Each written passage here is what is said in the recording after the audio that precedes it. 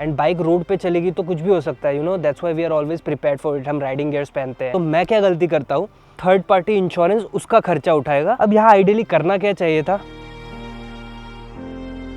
तो जो बिल आता है ना वो पूरा आपको पे करना पड़ेगा। तो अब इस 59,000 से जो अमाउंट मुझे वापस मिला ना, दैट वाज डीलरशिप वाले और इंश्योरेंस कंपनी वाले वो आपस में समझेंगे। तो इसमें आपका कोई सरदर्द नहीं है। At the time of accident थोड़ा कूल होके उस टाइम का फोटोज ले लो, तो आपको शायद पुलिस रिपोर्ट भी लग सकता है बाद में। इंश्योरेंस फेल होने वाला है ना, आपको बनाना है। बाइक ठीक होने में कितना खर्चा है, क्या क्या पार्ट चेंज होने हैं।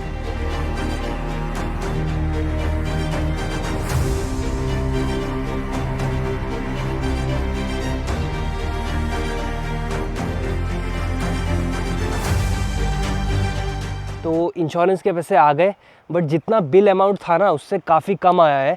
तो आज सारी चीज़ें डिस्कस करेंगे, सब कुछ डिटेल में मैं शेयर करूंगा, जिससे कि जो गलती मैंने करी है ना वो आप ना करो। कौन सा इंश्योरेंस बनाना चाहिए, फर्स्ट पार्टी इंश्योरेंस कौन सा बनाना चाहिए, एंड इंश्योरेंस क्लेम का कैसा पूरा प्रोसेस होता है, सब कुछ बात करते हैं। Welcome back to the channel. कैसे हो आप सब।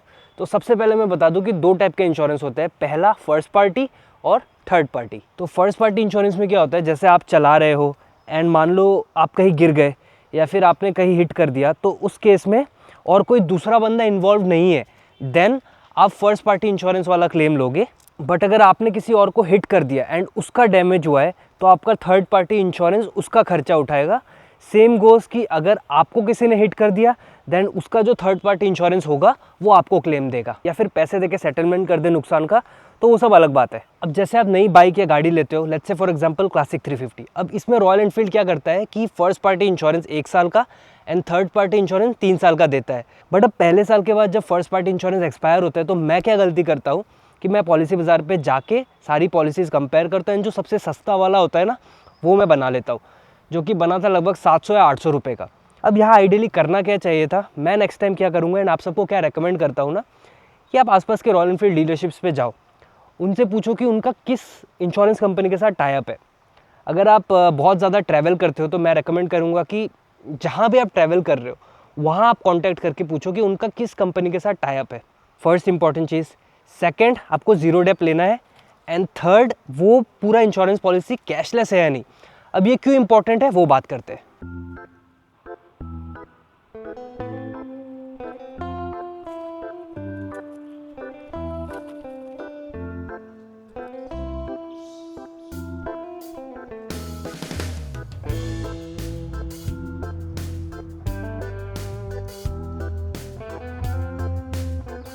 अब जब आपने खुद से बना लिया, तो आपको ये नहीं पता कि डीलरशिप का किस इंश्योरेंस कंपनी के साथ टाई अप है एंड वो कैशलेस है या नहीं।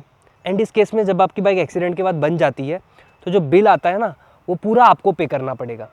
एंड उसके बाद इंश्योरेंस कंपनी प्रोसेस करती है एंड काट कूट के जो अमाउंट होता है ना वो आपके बैंक अकाउंट में आता है। एंड मेरे केस में जो बिल आया था that was 58,900।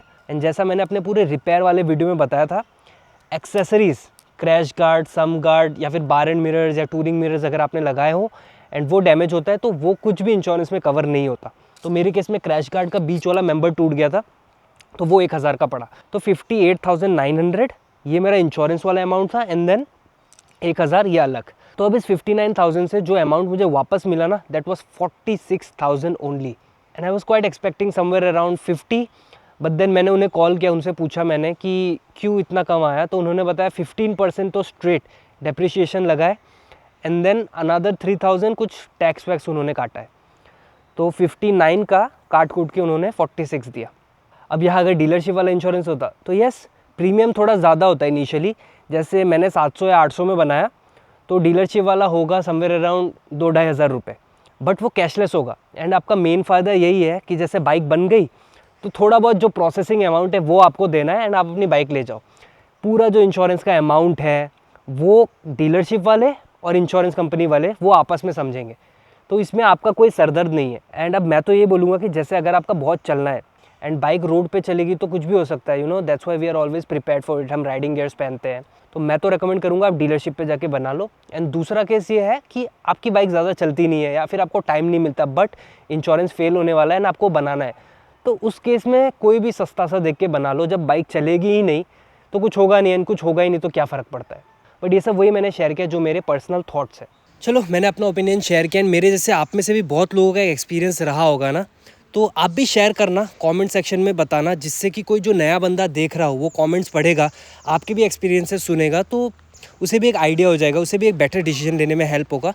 Basically like a forum. अब ज़रा बात कर लेते हैं कि इंश्योरेंस क्लेम लेते कैसे हैं एंड क्या क्या डॉक्यूमेंट्स चाहिए। पहले तो मैं बोलूँगा at the time of accident थोड़ा कूल होके उस टाइम का फ़ोटोज़ ले लो, जो भी डैमेज हुआ है अपनी व्हीकल में या फिर अगर किसी और से इन्वॉल्वमेंट है तो उसके व्हीकल का आप फोटोज़ ले लो फॉर अ प्रूफ। सेकंड, अगर एक्सीडेंट में किसी और का इन्वॉल्वमेंट है या फिर अगर पुलिस भी इन्वॉल्व्ड है तो आपको शायद पुलिस रिपोर्ट भी लग सकता है बाद में।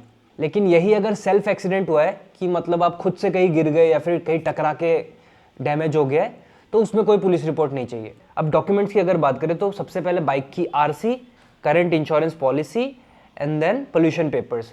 इसके अलावा खुद का ड्राइविंग लाइसेंस, पैन कार्ड और एड्रेस प्रूफ के लिए आधार, पासपोर्ट, वोटर आईडी में से कोई भी एक।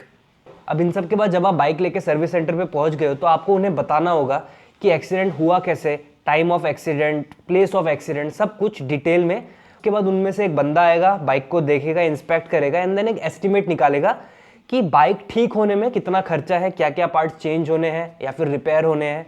उसके बाद ये जो एस्टिमेट है एंड देन बाइक के फोटोज़, वो एक रिपोर्ट तैयार करके इंश्योरेंस कंपनी को भेजेगा एंड देन वहाँ से एक इंश्योरेंस सर्वेयर आएगा जो कि बाइक को फिर से देखेगा, एस्टिमेट क्रॉस चेक करेगा कि हाँ ये सब करना है बाइक पे।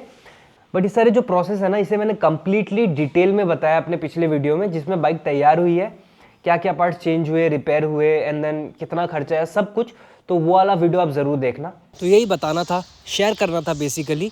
एंड अब अगली वीडियो में मैंने एक राइड भी प्लान कर लिया है and that's very important because उसमें हम चला के देखेंगे अपनी क्लासिक को, क्योंकि जैसे अभी बाइक पूरी खुल गई थी ना, तो सब कुछ सही है या नहीं, एंड देन उसके बाद एक बढ़िया लंबी राइड लगाएंगे। चलो, I will see you in the next one. Take care and bye bye.